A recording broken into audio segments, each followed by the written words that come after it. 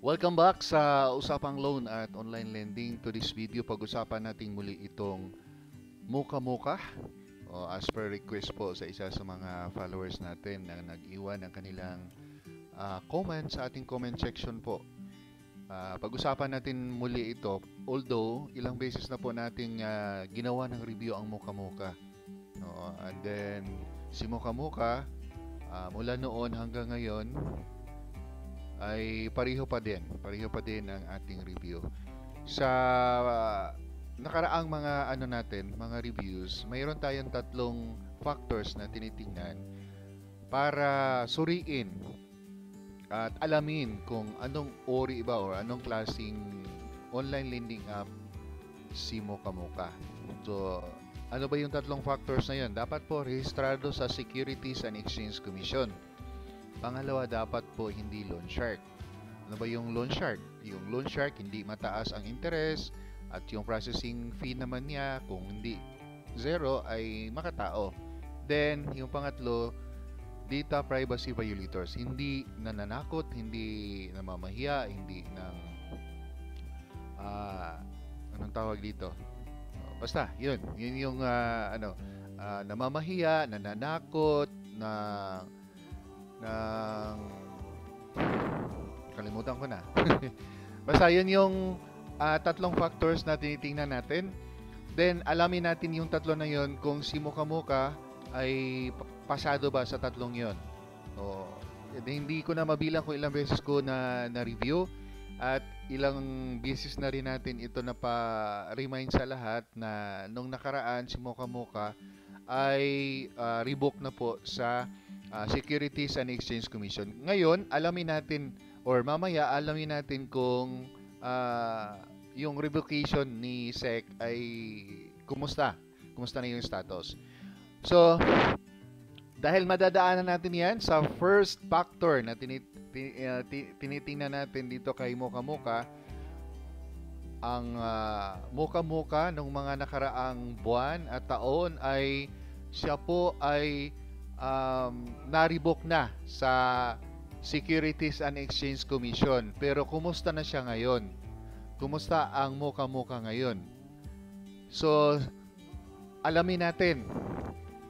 Ang Mocha based po dito sa website ni Securities and Exchange Commission, siya po ay nasa number 13 ng lending companies and financing companies list of recorded online lending platform. Number 13 po.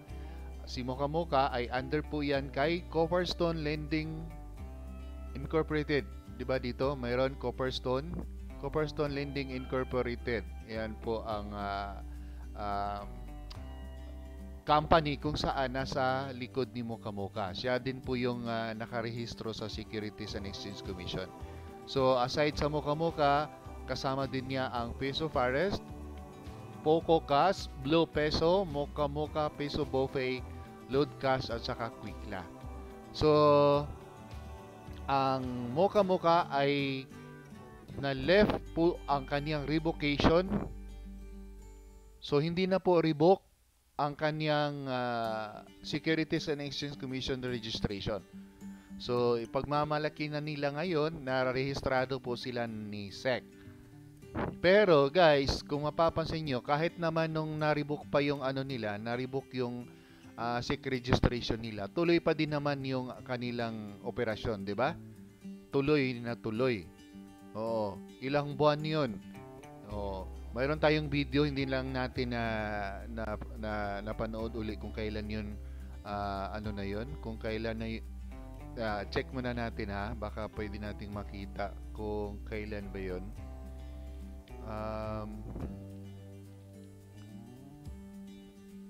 I-ano natin kung kailan, pero more than 1 year na ata, 1 year na. Ito yung revoke registration pero nag-operate pa rin ang Mocha. 1 year, 6 months ago 6 months ago na nagawa natin ng pero bago natin nagawa ng review ito or update ay revoke na sila. Revoke na sila. So ngayon, taas noon na itong mag-operate muli sila ng walang kaba. At syempre, yung mga ginagawa nila dati ay gagawin pa rin nila hanggang ngayon. So, palagay natin pasado na siya sa factor number 1 dahil rehistrado na sila muli sa Securities and Exchange Commission. How about factor number 2? Nagbago ba si Mocha Mocha? Hindi na ba sila loan shark? Kasi ang ating review sa kanila nung mga nakaraan, mga video natin at mga uploads ay loan shark po sila. Napag-alaman po natin na hanggang sa ngayon, ganun pa rin. Mataas pa rin ang interest at yung processing fee nila ay hindi pa rin makatao, halos kalahati pa din. Halos kalahati ang ibinabawas nila. Okay lang sana kung yung processing fee, yun na yung pang-interest mo, pero hindi, nagpapatong pa sila ng interest. So, dubli-dubli na. So, ano pa rin, considered pa rin na loan shark itong si Mocha Mocha. Pag sinabing loan shark, layuan ninyo at huwag nyo pong subukan. How about pangatlo na factor? Ang factor na pangatlo ay si Mocha Mocha ba nangaharas, nananakot, nambabanta, yan pala, nambabanta at namamahiya. Apat yun eh. Apat yung ginagawa ng mga data privacy violators. Nananakot, namamahiya, nambabanta, at ano? Ano yung sinabi ko? Yun yung mga ginagawa nila pag kayo po ay hindi po nakapagbayad on time. Kung na-delayed kayo, kung talagang parang pakiramdam nila wala ng chance na babayaran niyo sila, yun, lalabas na yung apat na yun. Lalabas yung pagka-data privacy violators na namamahiya, nananakot, nambabanta, at paano ba namamahiya? Namamahiya meaning lahat ng mga contacts mo ay tatawagan or iti-text nila na imbis na ikaw ang sisingilin, sila na ang sisingilin, kaya magagalit yung mga contacts mo. Yung mga contacts mo pa naman ay hindi mo alam na kinuha pala nila nung nag-apply po kayo. Binigyan mo nyo po sila ng access na makapasok yung inyong cellphone, yung laman ng inyong cellphone, kaya hanggang hindi nyo po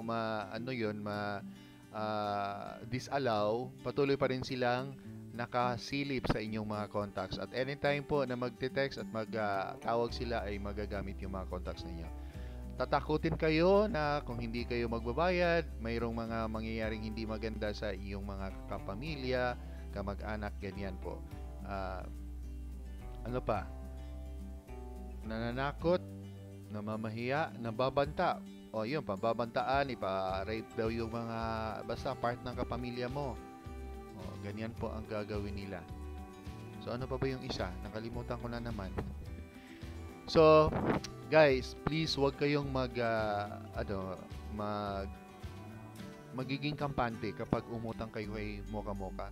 Well, kung alam nyo na mababayaran ninyo, so pwede nyo subukan. Pero para sa amin dito sa Usapang Loan at Online Lending, hindi talaga namin rekomendado at we are not encouraging anybody na sumubok sa mga online lending app. Pwera na lang kay Bill Ace at saka kay